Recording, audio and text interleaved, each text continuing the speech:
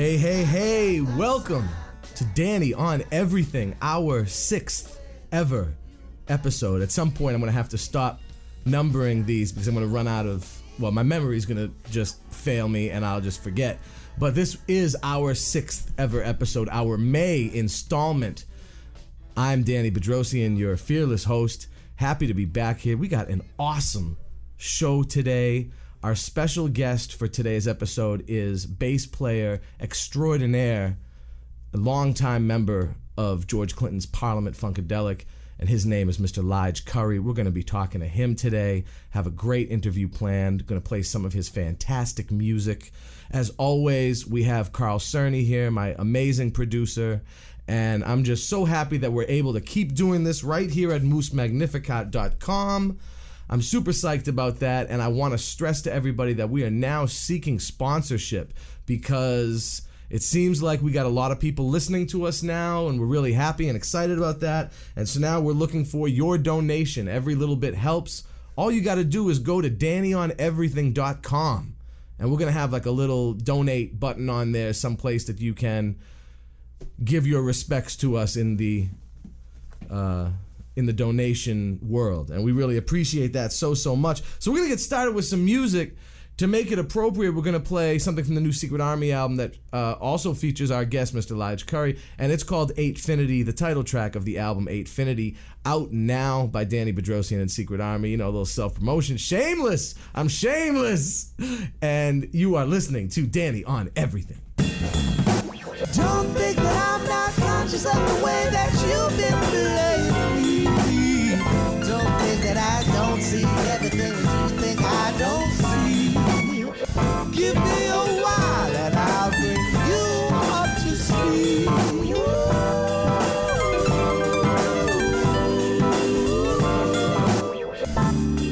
I'm uncompromising, mesmerizing, tantalizing.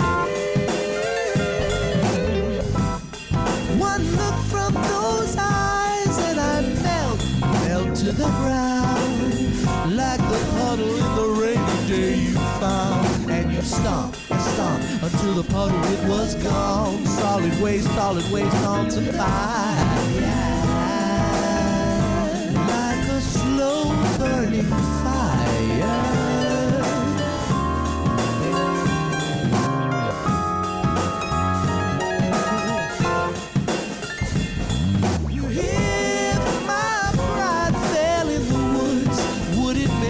Nasty sound, and would you hear my heart break like it did?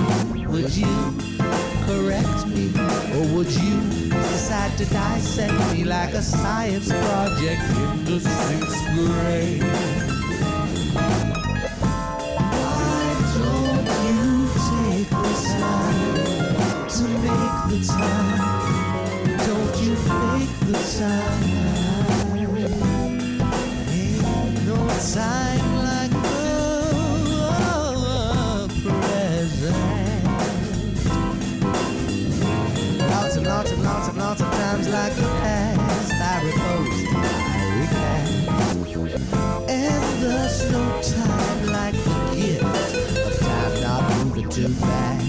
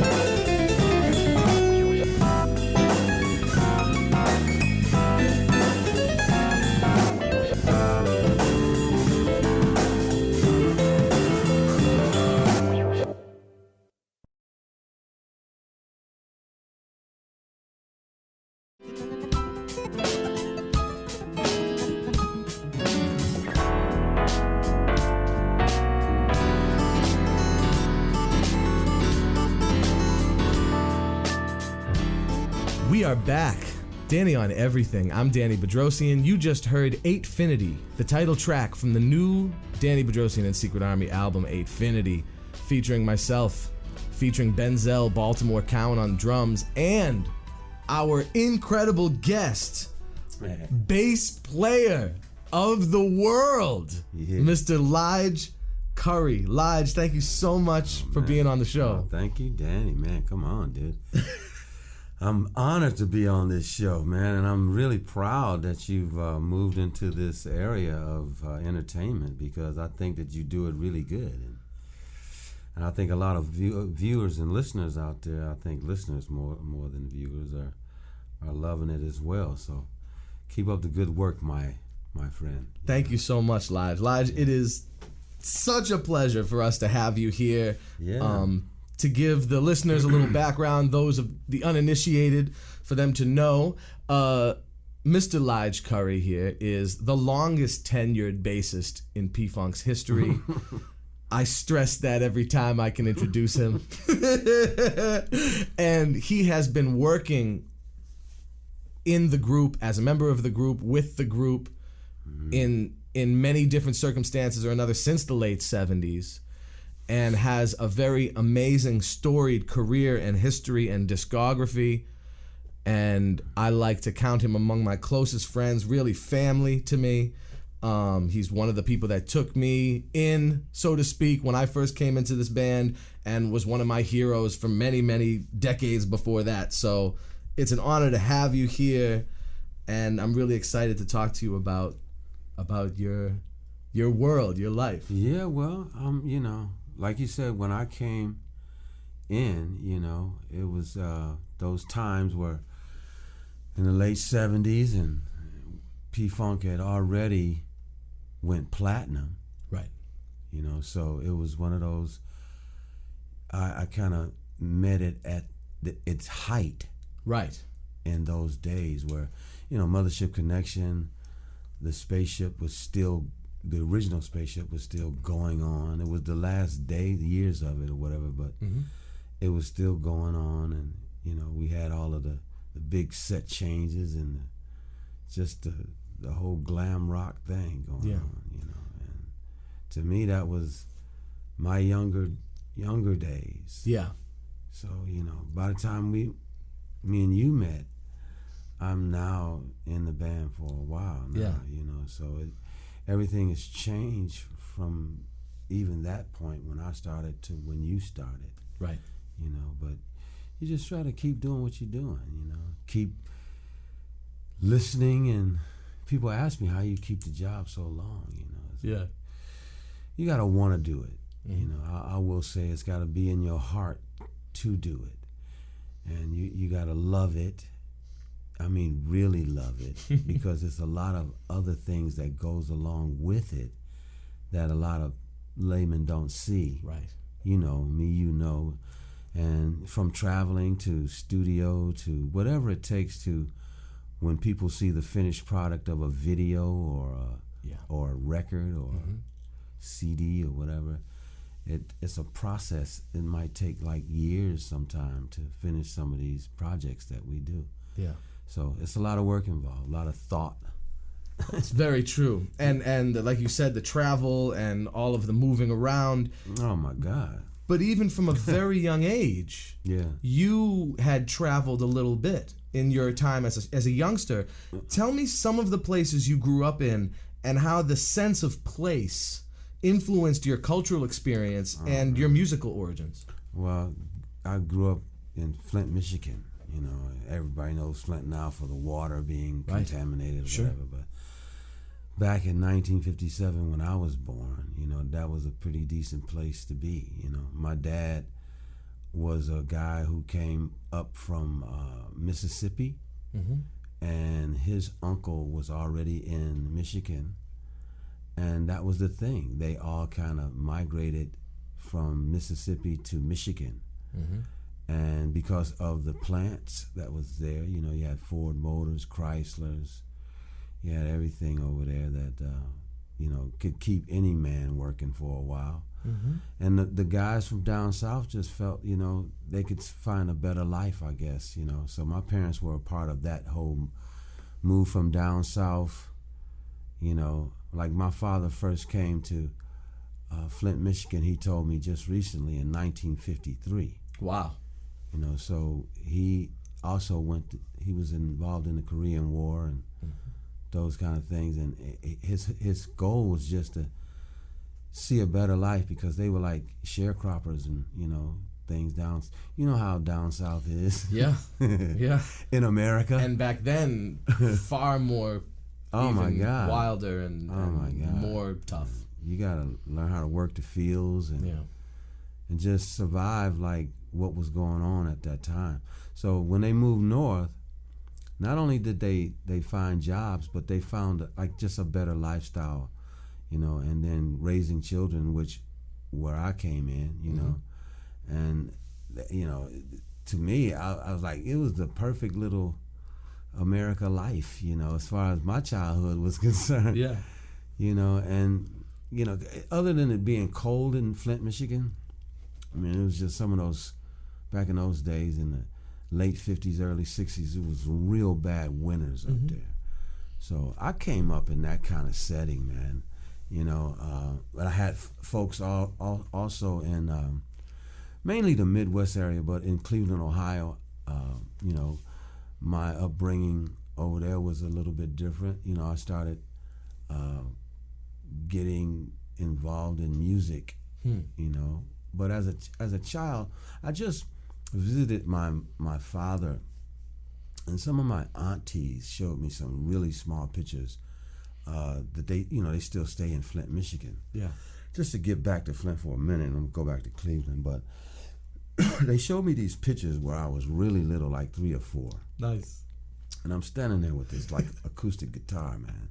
So just to say, I think my musical thing started back in Flint, Michigan. Flint, okay. And I wasn't really sure, because I haven't really been back to Michigan. I don't really go back a lot, and we do work all the time, so it's hard for us to even see our people.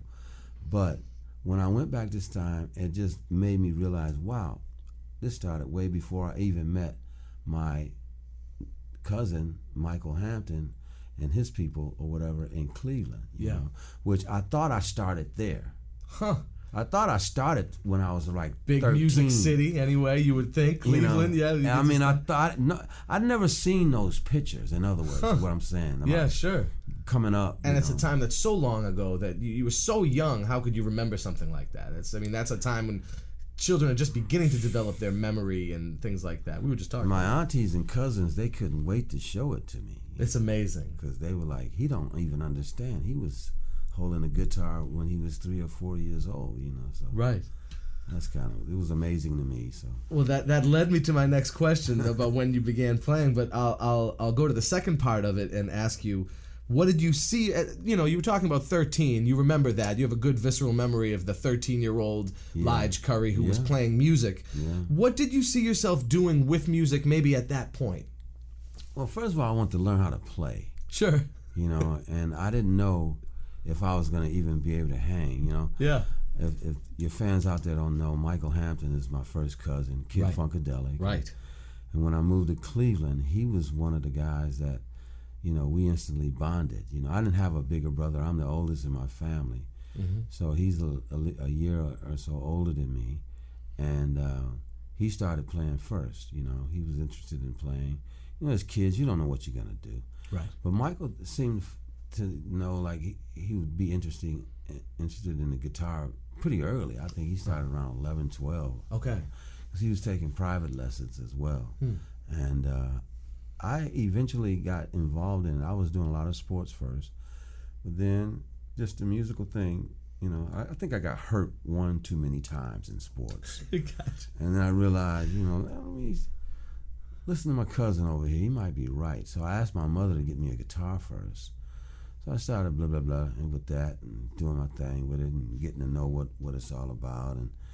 But I always noticed that Michael was excelling really fast. He was just learning at a rate that I thought was incredible, you know, and because he could pick up stuff on the radio, he was playing, and then as he went to these private lessons, he would come back, he had theory, the beginnings of it, you know, and I was like, oh wow, so it's a lot of stuff you had to check out, but he told me, he said, why don't you just get a bass, you know? One day we were up there playing, and I was like, a bass? He's like, yeah, you get a bass, and I'll keep playing guitar, and we could put a band together. That was the thing.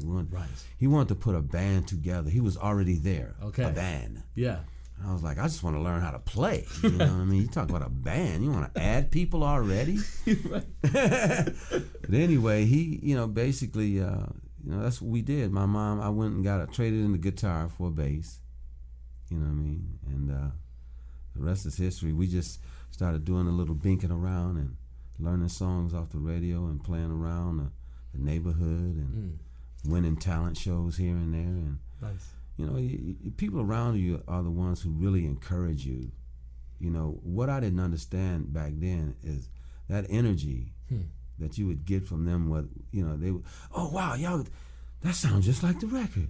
Or something like that, you know, you would get inspired from that, you know, and want to do more or want to learn more. So my upbringing, I had some good friends around, you know, that we would have just rooting us on, and they still, some of my buddies are still there in Cleveland that, you know, not only are they fans of Parliament-Funkadelic, they just big fans of us because they know us, you know, and we made it to a certain point that a lot of people don't get. So you know, it's an honor. That's awesome. I must have had some impact on both of your musical futures, yourself and your cousin Mike, because you guys obviously stuck with it and kept on going. And before you know it, you were playing with Ed Sparks' band. Yeah, the Ed Sparks Band thing came when we were pretty good at playing. Okay. You know, around the neighborhood. Yeah, sure. And it was known. We used to get involved in these Battle of the Bands around Cleveland. Yep. And you know, Mike and I, we had this other drummer that we had, and his name was Mitchell. And we called him Stretch. Mm-hmm. And he was one of the guys that actually, we went through a few drummers, but he was the one that we ended up having, and we started really winning shows then.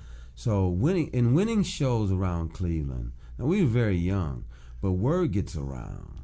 You know, we were up against groups like the Daz Band, and you know, was the original name was Kinsman Daz back in the day. You know, so these kind of bands we would play, and we would go up against them, and then we would win. You know, Michael would do Maggot Brain, and then we'd win. Right. The Funkadelic classic. Yeah, we just do Maggot. You know, we do get to the thing. Then when Maggot Brain come, play it, and we win. Wow. Because he played it just like the record. Right. Know? And people were marveled over this little teenager playing Maggot Brain. Which leads me, your answers are so right on, Lige. Like, you're just leading me into like every single section here. Maggot Brain, the great Eddie Hazel guitar solo in the Funkadelic canon. Who cannot like that? You are inextricably intertwined with this song for the rest of your life because of how Mike got in the band and your role and when you came in and what you knew and you playing it in the shows. Tell us a little bit about that first experience meeting the guys in Parliament-Funkadelic and what went down that day or night. Well, we went to the show. We went to, you know, by this time we were in the band that you was talking about, Electric Sparks. It's a guy named Ed Sparks who was the leader, and he knew George Clinton. Right. And the Parliament-Funkadelics personally. Right. And he had been knowing them for some years. And he was older than us. He's like, you know, a little younger than George maybe. And we ended up going to the show. Ed told us that we were going to go see Parliament-Funkadelic. And we were like, really? You know what I mean? He's like, first thing he said was, I know them. And we're looking at him like, me and Mike's like, come on, man. Y'all know him, man. You know, some little Cleveland knotheads Now y'all gonna tell me y'all know Parliament-Funkadelic, right? And we had all the albums, you know, so, you know, it was, we knew that at that time in 74, they were, this was before the mothership was landing. And this was like the times where they were still driving station wagons. There were no tour buses at that time. Check that out. And they would stay at friends' houses, you know, as they traveled around. They would do hotels, but mainly they were tight like that. They were boys where they hung out all the time, you know. Some of them strayed away from time to time, depending on who they were with or whatever. But being in a station wagon, you know, and bumping around the country is kind of like some heroic stuff to me. Oh yeah. I look at it like, man, if that part of them didn't happen, none of the other stuff would have happened. Right. Because they had to have a certain drive to trust and believe in what was going on, and you know, and I know it was tight quarters, you know, up in that kind of situation, you know, but you know, I mean, every time I think about the way we travel, I mean, you know, just to get off a little bit, I'm thankful, man. I'm just gonna say it on your show. Comparatively speaking, now I know that we are traveling kind of tight. Sometimes. You know what I mean? Yeah, sure. But there's a lot of us compared to what they went through. Right. The sacrifices that were made to pave the way for that's the my point. Next generation and the generation after that. This is my point. Yeah, it's beautiful. And don't let those ones down that that helped. That, right. You know, even if they're not here. Yeah, sure. You So they were at that era. It was standing on the verge of getting it on era of Funkadelic. The party, it's just the thing, getting back to the story, but it was a party that was supposed to go on with Ed Sparks bringing the guys over. Yeah. So in the party, our gear was there. The party went on. Once they all got there, then it was this announcement made, you know. It was almost like we heard about this kid who could play Maggot Brain note for note, da-da-da-da-da. Okay. So, you know, and then it's like, hey, Michael, hey, Lige. And then we went over to this one room in the house where our gear was, and we sat down on the floor, and we just played. And Michael played Maggot Brain, and I remember Eddie Hazel and Boogie Matson at the time, and Gary Scheider and George and Bernie. You know, I didn't get a chance to meet Billy. He was already gone. He was already out of the band at that point. Yeah, Boogie had taken his. Boogie was good enough for me. Yeah. You know, and I was really happy that we got a chance to do that. Now that I look back at it, Danny, it really is. It's something that was special. That's why Maggot Brain, like you say, is a very special song in my career and my life with this band. Yeah. You know, even now. You know, I've played it with so many different people on and off George's stage. Sure. You know, and you get a chance to see who's doing what, who, whatever. But there's no place like, you know, Michael or Blackbird or any of those guys to do it as well as Eddie, you know, because I got a chance to actually be in a band with Eddie and Michael playing it at the same time, you know, where Eddie would start it out and then Michael would back him up. And these were historic nights for me, you know, because I'm playing bass with both of them now. You know, my cousin who's now up to some status of fame, and then there's the legendary Eddie Hazel, and I'm like, whoa, I'm in heaven. You know what I mean? I could have like checked out then and been good, Dan. Yeah, sure. You're like, oh yeah, well he got it in. He got what he wanted to do, and he's good now. He can go. But yeah, man, that was definitely big time, you know. And here we are now. Wow. And that's going to lead us into our first Lige song. Wow. I want to play first the song Mama-Delic. I feel, you know, that's pretty appropriate. That's from the Lige-Delic record. Right. Lige's amazing album, Funkadelic-ish. Yeah. By Lige-Delic, came out in 2007. And the song is called Mama-Delic. You are listening to Lige Curry on Danny on Everything.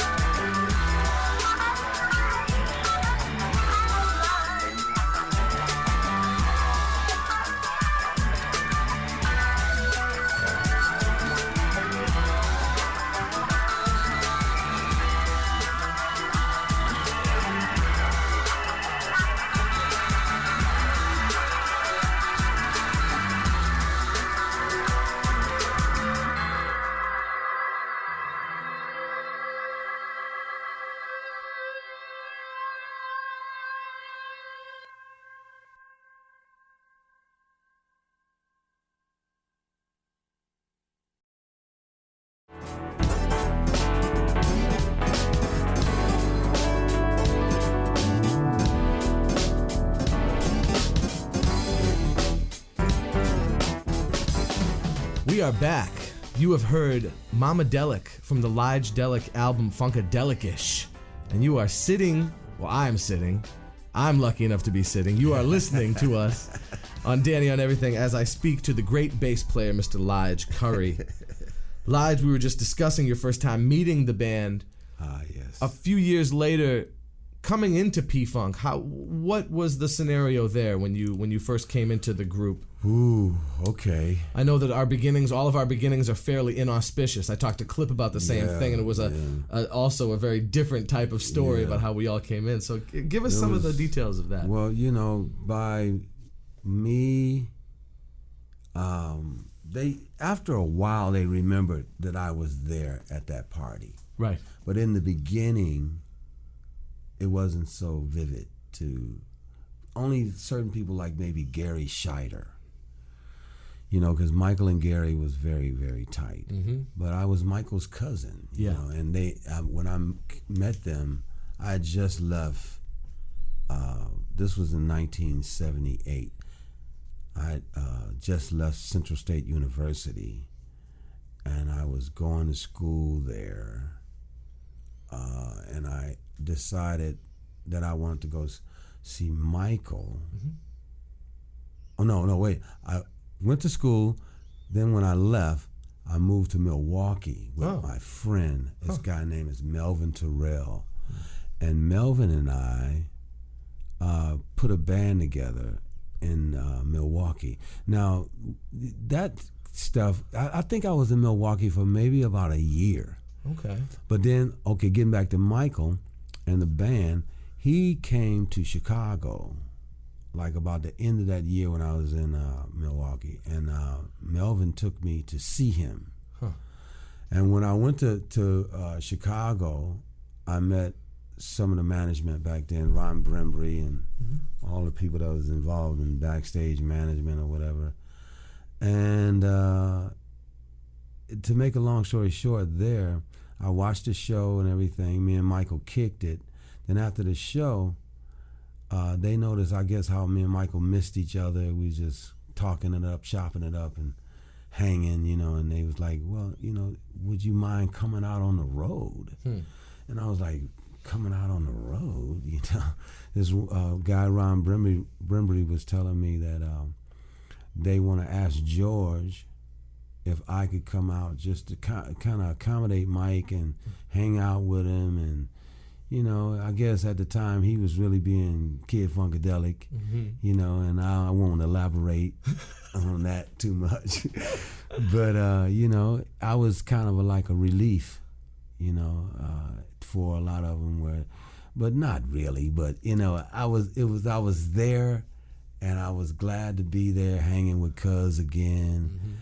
And they even created a per diem for me to be out there because I just left, you know what I mean? And my man had to send me my stuff later from where we were living. Wow, it was one of those type of situations. They like, come on now. Yeah, now. You know what I'm saying? I'm like, come on now. I was like, all right, cool. So I went, and I was on the road, I met characters like Ron Ford, Ray Davis, all these guys who they were doing their thing, and I was, they took care of me when like Mike wasn't around a lot of times. They'd notice like, okay, get to know this guy. It's Mike's cousin, blah blah blah. So and I did staff and management first, Danny. Yeah, right. When I first got with George's organization, that I minored in business, so I had a little bit of that kind of sense going on. So I could work with a Ron Brembry who was a part of the staff and assist him in different things that had to go on throughout the day. Because, 2.5 hours is one thing, but what are you going to do with the other 22? Right. It has to be business going on. You got to conduct. There's a lot of people in the band. As always was. We always had 2 or 3 buses of people. So there's a lot of people that could help out in the organization of the whole thing moving every day. Right. So that's kind of how they were using me in the very beginning. Right. Knowing, like Gary said, knew I could play or whatever, but that was kind of down the line. Like around 79 or whatever, because Skeet was playing the bass at that time. Yep, Skeet, in like 78. Yeah, Rodney Skeet Curtis. He started in like 77, 76. Sure. Somewhere around there on the road. And then he went to like 79, and then he went back to school is what I was told. And then That's when Gary, told me that I was gonna probably be playing, but I had to audition. Yeah, sure. In front of Mr. Bernie Worrell and Eddie Hazel, and I was nervous to death, man. Of course. We were getting ready to go out on the Glory Holla Stupid tour. Yeah. And we were learning that material as well as I had to know their catalog. Right, all their previous. And it was big back then. Of course. It's huge now. Yeah. Oh God. It's colossal now. It's colossal now. Because he's older and he's still making music. I just left him. He's still in the studio right now. Right now. Making a new record that you and I are both playing on. Right. And to give some idea of what the situation was when you were doing that auditioning, their biggest single of all time, One Nation Under a Groove, was only a year. It had just dropped on an album a year before that, but the single had just come out that year. Right. #1 for 8 weeks, the longest R&B #1 hit of the year. Exactly. Aqua Boogie was just dropping by Parliament. Yeah. That was a #1 R&B hit. And then Knee Deep was right around the corner on that, coming out that year on Uncle Jam Wants You, another R&B #1 hit. So you're auditioning for a band that had, at that time, already a bunch of hits, but then 3 right in that moment. So I can understand. I can't, but I can understand. There's a lot of pressure. Yeah. There's a lot of pressure. Definitely a lot of pressure. I had a lot of prayers. Yeah. and something some people know, but I think some people maybe missed or don't know, is how multi-talented you are when it comes to not just bass and, as we spoke, guitar, because that was your first instrument, but vocals. And how you were, doing vocals on a lot of the Parliament sessions. Well, it was more like you spoke of one P-Funk All-Star, Mr. Clip Payne. He came in a little bit more earlier than I did. Mm-hmm. But I think we initially started really hitting it together. Yeah. But, Clip and I was the male vocals on a lot of the side projects. Right. From Parlette to the Brides of Funkenstein. Sure. To Sweatband. And everything else that George was doing on the side. Yeah. That he was creating deals for. And Clip was involved with Our Gang Funky, which was a deal that he had. George had, and there was another deal that I was involved with the Incorporated Thang Band. Yep.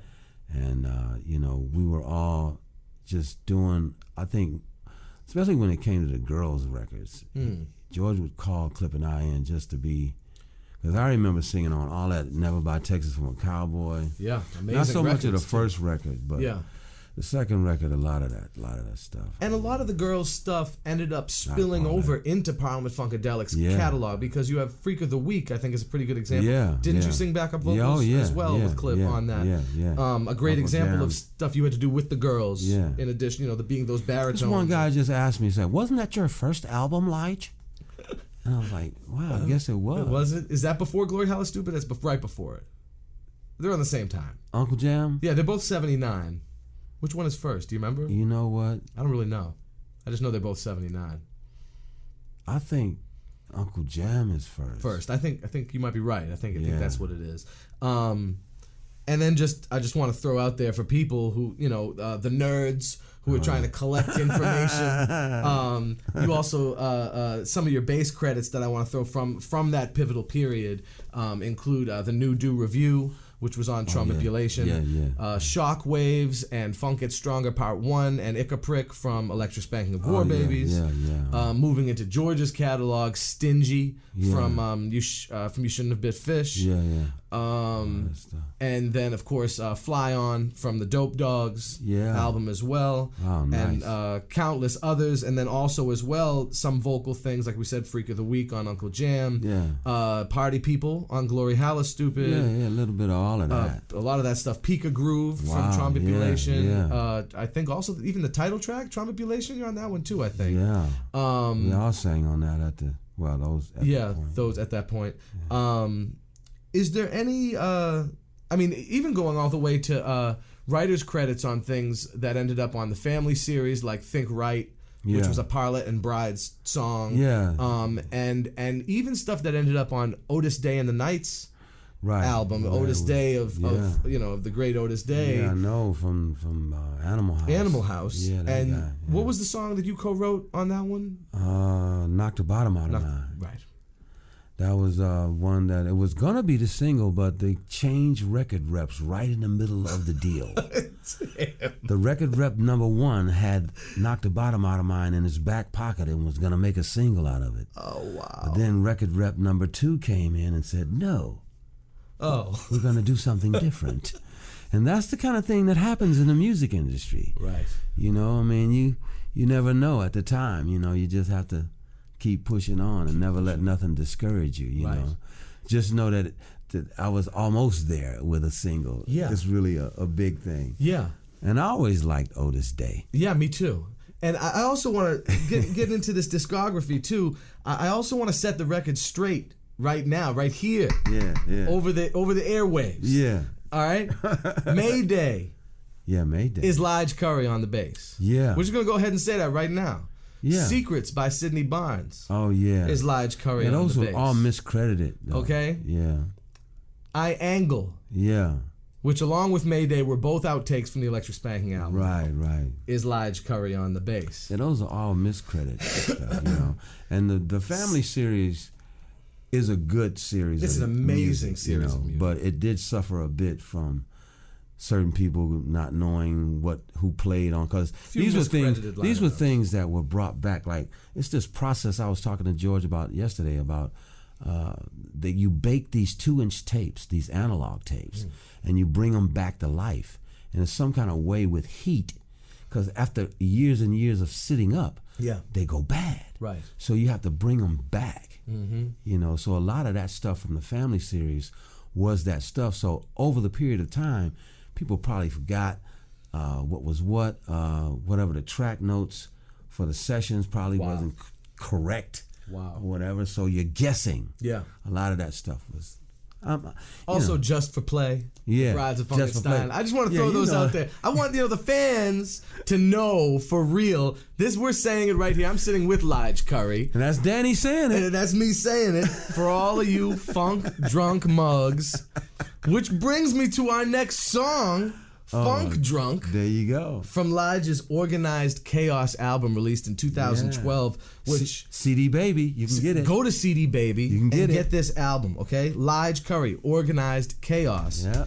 And it's a 2-disc. It's an incredible album, and I'm super proud to be on it. And I'm super proud to be on this track, along with a fantastic horn section from Europe called the Horn Dogs, which, interestingly enough, Lige Curry named. He actually named these guys. They didn't really have they were playing around with some names and nothing was really sticking. And Lige said, how about the Horn Dogs? I like the Horn Dogs. Everybody liked that name, and it stuck. So you're going to hear a track with all 3 of those entities. Lige Curry himself is on his album, also featuring myself, I'm proud to say, and the Horn Dogs. The song is called, appropriately, Funk Drunk. This is Lige Curry talking to myself, Danny Bedrosian, on Danny on Everything.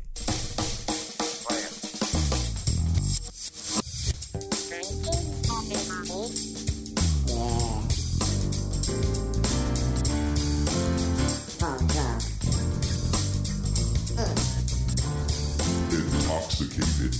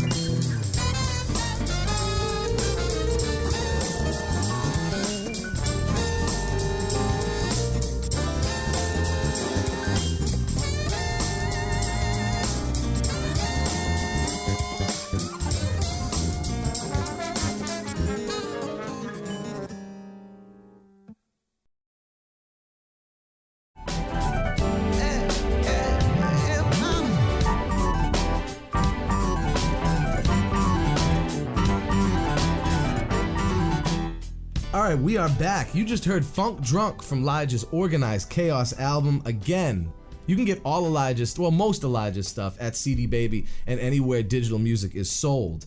Lige, speaking of digital and music, explain your sort of overall outlook on how sampling commingled P-Funk's sound and ideas into the 80s and 90s, and sort of the resurgence of the band since that time. What are your views on these newer ways of making music, and how has it influenced everybody from Well, you know, the whole sampling thing, you know, I know that now the world is becoming more educated as to what it is, you know, because in the very beginnings of it all, no one knew what it was. Right. No one understood. And a lot of people are still not aware of it completely, but at least when you say sampling, people have an idea because they've heard it so many times, you know. But it's, to me, it's technology moving forward. That's what I can see. Mm-hmm. And any way that we can incorporate it into our music world, I think we're doing good. Right. But there does have to be a structure, you know what I mean? Because in the wrong hands, you know, just like any other villain in a movie, things can go kind of sour, you know. But I really believe in it because I'll just give you an example of how I feel about the sampling and the new technology. Funkadelic, you know, from the time I even got with the band in 78, 79, 80, through the 80s with them, through the 90s, you know, and the beginning of the 2000s and all of that. And you realize these changes happen in the laws of music, you know. And I learned a lot just reading George's book, his new book. He talks a lot about the different laws, but you when you go through it, and you have to feel it, it's another thing, you know, because the good side of it is when sampling came in, a lot of the hip hop world took to James Brown, George Clinton, who was our boss, and several other big name acts out there, whether it be rock and roll or R&B or funk, you know, sampling was going on. And it was hip hop actually bridged a lot of gaps, I think, and then kept a lot of stuff fresh from the old so-called way of doing it, the analog way. You know, because when you sample these people, you bring them back to life. And these acts, like, we were doing okay, but, you know, when Hammer came out with a sample of P-Funk and And when De La Soul came out with a sample of P-Funk, and Public Enemy come out with a sample of P-Funk, and Too Short or whoever it was still talk about Parliament-Funkadelic and George Clinton. Yeah. So it was a demand for us to stay in the game. Yeah. Which helped out artists and helped George make the transition of even hiring people like yourself. Right. Exactly. You know what I mean? Because we were still alive. Yeah. We still had, like me and Clip always talk about, we still had oil in the machine. Yeah. And we kept the machine oiled enough so it could keep going. Right. You know what I mean? Regardless if it was a hit record or not. Mm-hmm. Even George explained to me, he was like, listen, we're rolling around here on the stuff we did, Yeah.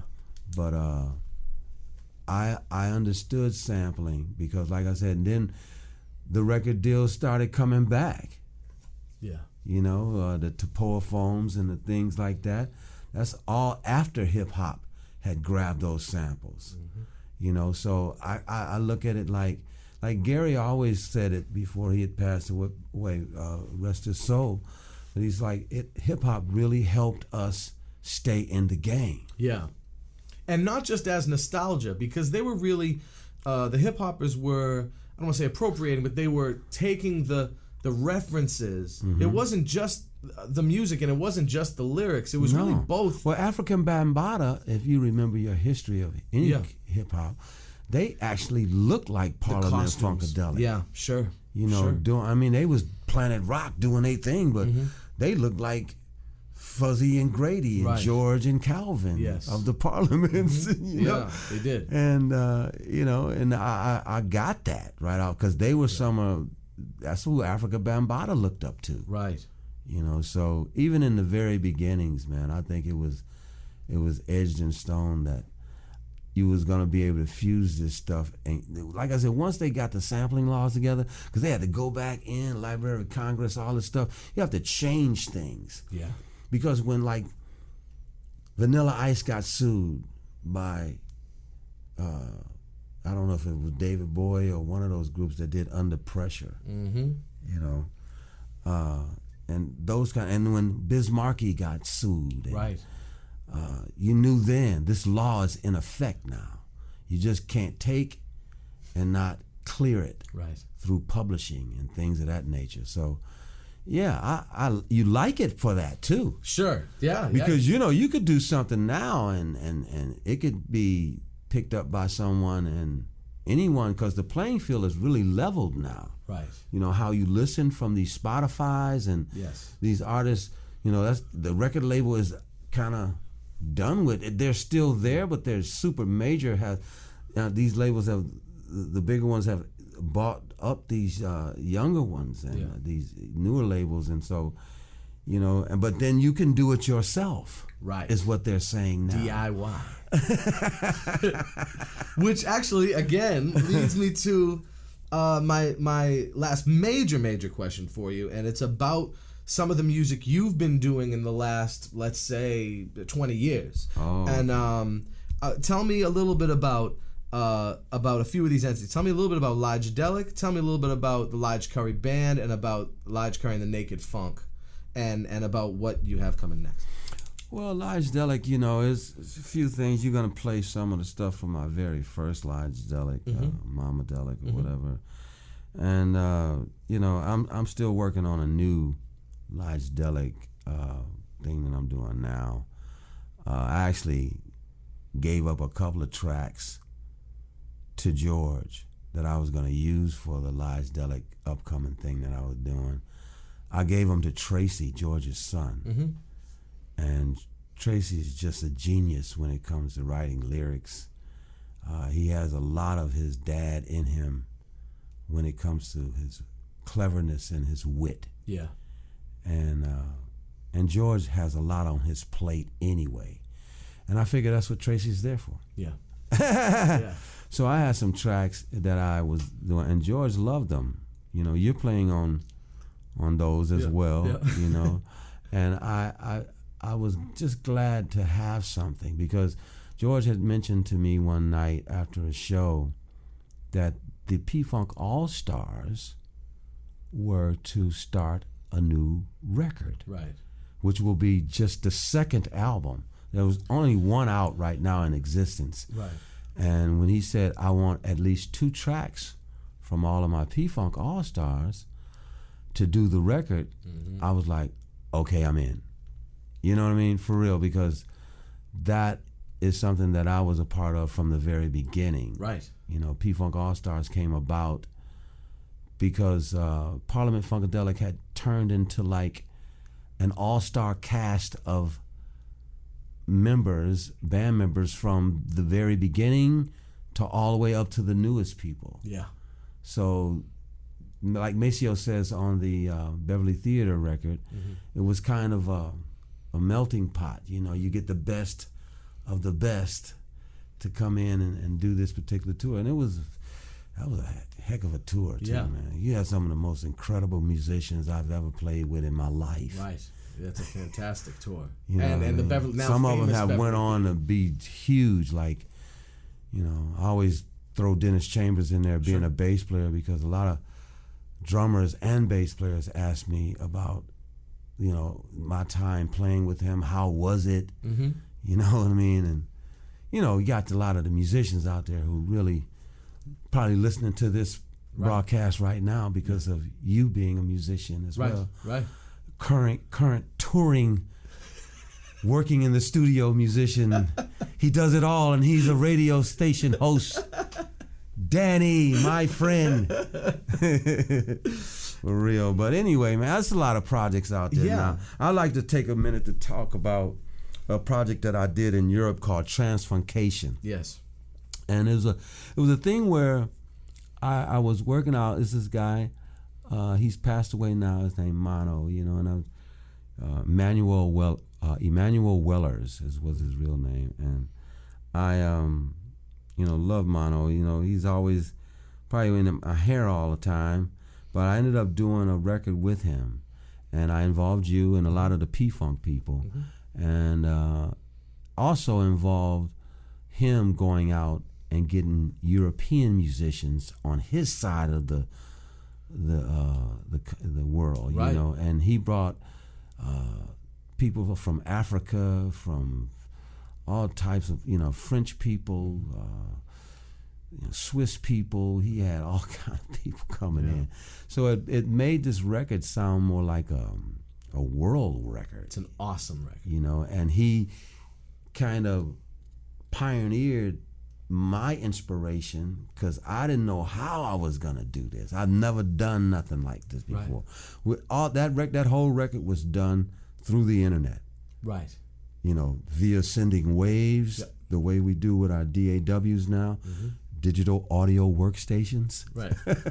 So we basically now can move around all over the net, and I can be in my living room and make a record like that, which you said is awesome. So it's amazing. I'm proud. And we're going to be playing that probably in the weeks and months to come as well, because it is an amazing album, one of my favorites. Yeah. And so we have a new Lige Curry album in the works. Yeah, the new soon. one. Yeah, it's a Lige Curry record. I have it on my phone here, and I'm gonna call it Lige Curry and the Monitor Man. Right. Because there's a song on there which you helped out, and you're actually a part of it. I took the recording from a YouTube video that we did in a basement of in Amsterdam at the Paradiso. Right. And Gary and I was clowning Gary, and but I was basically talking about these monitor men that we have, and we had some very extraordinary monitor men over our career, some that, you know, touched me so deeply where I had to write a song about it. So, but anyway, to me, that record is gonna be really good. To me, it's like I said, I gave up a couple of tracks already to George. Yeah. But I will say about that record, I'm doing all live drums. Awesome. You know, I know we talked about sampling and that's good, but I do want to just do a record now just with just live drums. Yes. You know, you're doing some things on it. I got Denzel doing some things. I got Rico Lewis doing some things on it. And I'm just looking forward to trying to finish that. But I got a few projects that I'm doing. I'm doing a project called It's a girl that plays bass. It's been with me, you guys. I don't know if you know her, but her name is Star Colors, and she has a rock and roll record. We're gonna have this record sounding, pounding like, Black Sabbath or something. Nice. This is gonna be one, but she's also funky with it too. Right. So it's kind of gonna be unique, and I'm looking forward to her thing. So we got a lot of things on the plate, as well as touring the world. So like even doing this show, we're doing this on our off time. We got a gig like day after tomorrow. That's right. Yeah, we're going right back out. Like you were saying, I'm still on tour. You're not at home. Yeah, I'm still on tour. You're out in Tallahassee at Moose Magnificat. For real, man. Lige is, as always, inspiring, educational, amazing, interesting, funny, fun, serious. Pleasure, bro. It's incredible. But before you go, let me ask you some of these important questions that are used sometimes on the Actors Studio and that were created by a psychoanalyst. Oh, wow. I ask most of my most interesting guests these questions. Okay. Lige, what sound or noise do you love? That I love? Wow. The sound of sleep. Nice. Yeah. What sound or noise do you hate? Oh, wow. The noise when I'm getting my teeth worked on. Oh, God. I hate the drill on my teeth. I just had some work done again, So, yeah. That's awesome. That's crazy. If you weren't a musician at all, or in this world of music, and you could be anything you wanted to be besides that, what would you be? Oh, man. I would probably just like to get off into some kind of business law. You know what I mean? Yeah. I'm always interested in the law, and lately as you get older too, you just really want to know more, because things happen for a reason, but our laws govern what go on, and you just don't know why those laws are somewhere, why they do that, what's that for, why, And then when you live in this America where it's supposed to be the land of the free, which we all know it ain't. Right. You know what I mean? These laws, like I said, they govern how we act, because when we go somewhere else, it's different. Yes. So laws are different everywhere. So I think that I would probably be more interested in getting involved in the history of that. Nice. What job would you never, ever want to do, no matter what? I would hate to be a yes man, Yeah. Be a part of a firm where the boss is looking for you to kiss his ass all the time. I can't do it. Can't do it. It ain't me. You know what I mean? And not that I'm not going to abide by the rules, but I'm not getting ready to walk the same walk you walk. Right. In about 150 years from now, when your physical body leaves this plane and you transcend to the next universe, to the next energy, so to speak, what do you want Lige Curry to be remembered by? Well, right now, I'm truly off into the musical world and having a career, and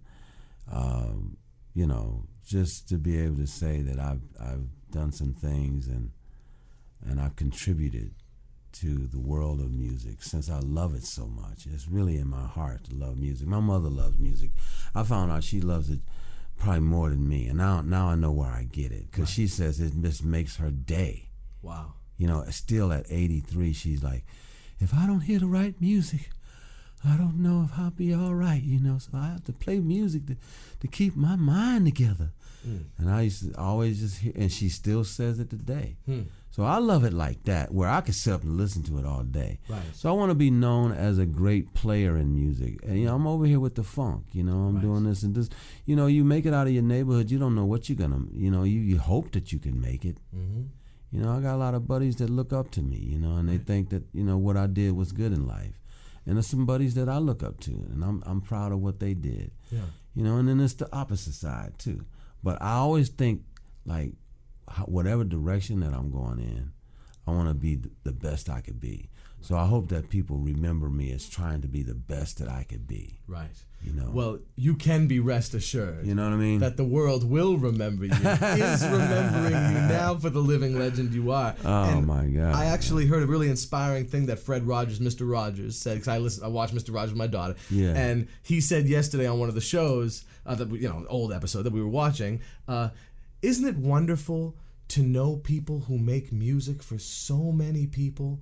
And he said, I love to know people who make so many people happy with their music. Wow.